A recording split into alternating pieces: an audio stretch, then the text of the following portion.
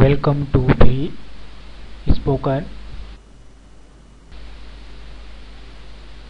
आइए इंग्लिश सीखे। Episode number 1। ये जानिए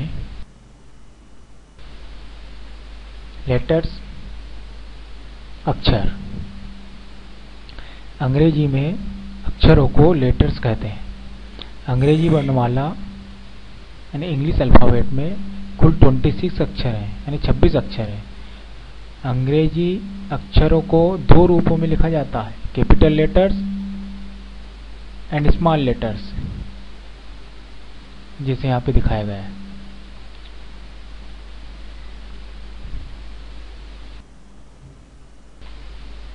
अंग्रेजी अक्षरों दो भागों में बटे हुए हैं। अंग्रेजी अक्षर दो भागों में बटे हुए हैं, वॉवेल्स यानी स्वर, कॉन्सोनेंट्स यानी व्यंजन। वॉवेल्स, हम पहले वॉवेल्स के बारे में जानते हैं। वॉवेल्स ये अक्षर बिना किसी दूसरे अक्षर की सहायता से बोले जाते हैं। अंग्रेजी स्वर 5 हैं, ए, आई, ई, ओ, यू। इनके अतिरिक्त W और Y भी कभी कभी स्वर का काम करते हैं। स्वर का काम करते समय ये शब्द के अंत में आते हैं।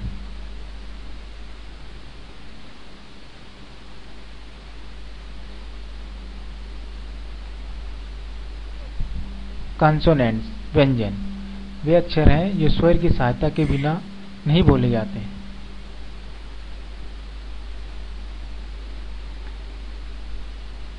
पांच स्वरों के अतिरिक्त से सभी 21 अक्षर व्यंजन हैं।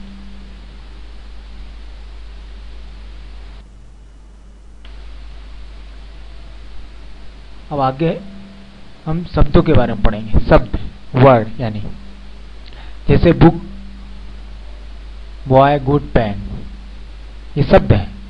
एक से अधिक अक्षरों के संयोग से शब्द बनता है। इसका कुछ अर्थ अवश्य होता है, जैसे बुक, बॉय, गुड, पेन आदि। अक्षरों का निरर्थक जमाव शब्द नहीं बनाता।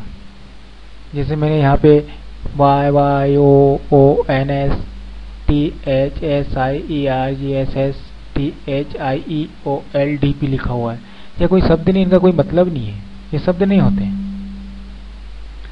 ऐसे ही हम आगे शब्द खंड के बारे में पढ़ते हैं। शब्द खंड क्या होते हैं? सिलेबल शब्द का वह भाग जो एक बार में या एक स्वर में बोला जाता है, सिलेबल या शब्द खंड कहलाता है। प्रत्येक शब्द में एक या एक से अधिक सिलेबल होते हैं और प्रत्येक सिलेबल में एक स्वर होना आवश्यक है। जैसे उदाहरण में एक सिलेबल वाले शब्द है कम, गो, रन, एक झटके में बोले जाते हैं। ऐसे दो सिलेबल वाले शब्द हैं, जैसे ड्यूटी, जर्नी, फादर। इन दो भागों में इनको उच्चारित करते हैं, तभी ये बोले जाते हैं। तीन सिलेबल वाले शब्द कौन से हैं? जैसे ब्यूटीफुल, ब्यूटीफुल, जेंटलमैन। यानी ये तीन खंडों में विभाजित है, इसलिए इन्हें तीन खंडों को उच्चारित करना पड़ता है। इसलिए ये 3 सिलेबल के शब्द कहलाते हैं। ऐसे ही 4 सिलेबल के शब्द हैं, जैसे मिराकुलस, जैसे मिसअंडरस्टैंड। यानी ये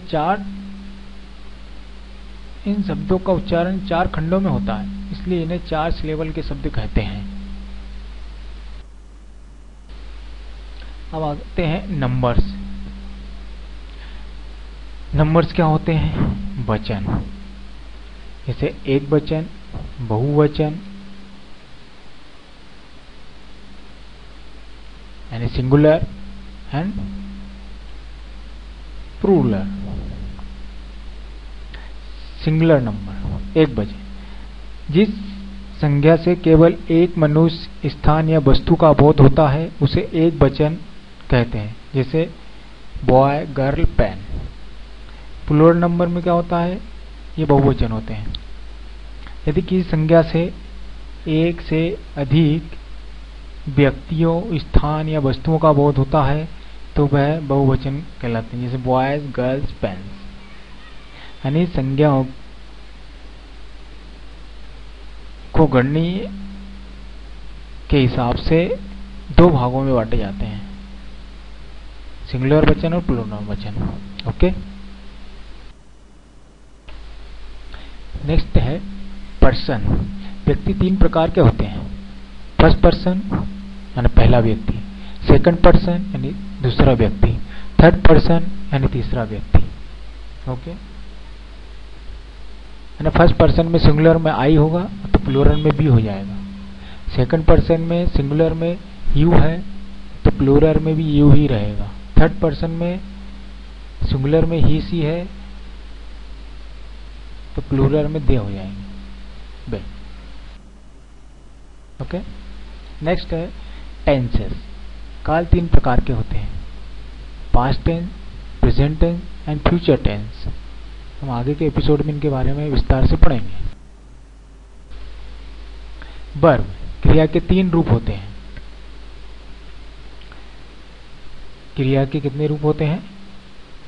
तीन रूप होते हैं, फर्स्ट फॉर्म, सेकंड फॉर्म और थर्ड फॉर्म।